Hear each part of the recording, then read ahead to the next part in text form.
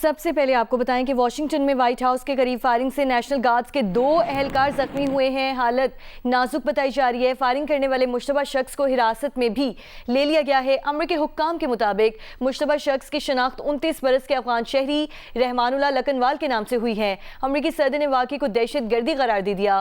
Washington میں مزید 500 guards کی تعیناتی کا اعلان کر دیا گیا. ٹرمپ نے کہا کہ ملزم رحمان اللہ 2021 میں امریکہ آیا تھا. بائیڈن دور میں افغانستان سے امریکہ داخل ہونے والے ہر غیر ملکی کی دوبارہ جانچ پڑتال کی جائے. حملہ آور اکیلا تھا. فائرنگ کے بعد وائٹ ہاؤس کو لاک ڈاؤن کر دیا گیا ہے. فائرنگ کرنے کی وجہ اب تک سامنے نہ آ سکی. امریکی صدر ڈونلڈ ٹرمپ نے اس حوالے سے گفتگو کی. انہوں نے اس واقعے کو دہشت گردی قرار دے دیا. واشنگٹن میں مزید 500 گارڈز کی تعیناتی کا اعلان کر دیا گیا. ٹرمپ کی جانب سے گفتگو میں کہا گیا کہ ملزم رحمان اللہ 2021 میں امریکہ آیا تھا. بائیڈن دور میں افغانستان سے امریکہ داخل ہونے والے ہر غیر ملکی کی دوبارہ جانچ پڑتال کی جائے. واشنگٹن ہاؤس میں کے قریب فائرنگ کے واقعے پر بات کریں گے. جیو نیوز کے نمائندے عظیم ایم میاں ہمارے ساتھ موجود ہیں. جی عظیم میاں، سب سے پہلے تو یہ بتائیے کہ فائرنگ کی وجہ معلوم ہو سکی. یہ واقعہ وائٹ ہاؤس سے کتنا دور پیش آیا ہے، اور یہ بھی کہیے گا کہ افغان شہری کے ملوث پائے جانے پر امریکی پالیسیز میں اب کیا تبدیلیاں متوقع ہیں؟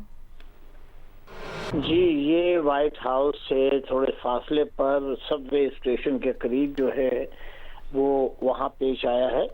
لیکن یہ وہ علاقہ ہے جو سیکیورٹی کے اعتبار سے بہت اہم گنا جاتا ہے، اور ہمیشہ جب کبھی وائٹ ہاؤس سے سیکیورٹی کے مسائل ہوتے ہیں یا ان کے اس کے معاملات جو ہے ان پر غور کی جاتا ہے، تو اس میں اس علاقے کو بھی اب جو ہے رکھا جاتا ہے، کیونکہ اس کی وجہ یہ ہے کہ وہ جو اسٹیشن ہے سب وے کا، میٹرو کا، وہ وہیں سے لوگ آتے ہیں اور وہ واک کر کے وائٹ ہاؤس وغیرہ کی طرف جاتے ہیں. تو اس لحاظ سے وہ علاقہ تو اہم ہے.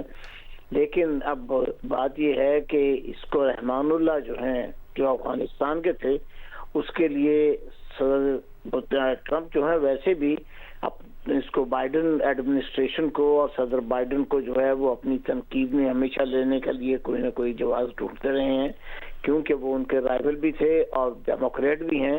تو اس لحاظ سے جو ہے وہ ان پر کہے. لیکن اس مرتبہ انہوں نے افغانستان سے آنے والوں کے لیے جو ہے اس میں کہا ہے کہ وہ چونکہ ان کو اسی وقت ایمرجنسی میں لایا گیا تھا، لہذا اس کی تصدیق نہیں کی گئی اور اس کو جو ہے باقاعدہ ان کی چھان پھٹک نہیں کی گئی جیسے کی جاتی ہے.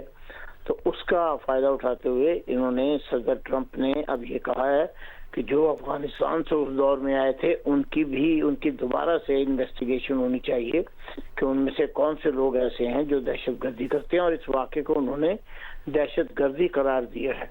تو اب دہشت گردی کا واقعہ اگر امریکی صدر نے قرار دیا ہے تو یہ ایک مطلب سنجیدہ الزام بھی ہے، اور اس کے علاوہ اب اس کے اثرات بھی ہوں گے، کیونکہ جو دائیں بازو کی جو تنظیمیں ہیں، امریکی صدر نے اس حوالے سے گفتگو کی اور اس واقعے کو دہشت گردی قرار دے دیا. تحقیقات ابھی جاری ہیں. واشنگٹن سے نمائندہ جیو نیوز عظیم ایم میاں ہمیں اپڈیٹ کرے تھے. بہت شکریہ.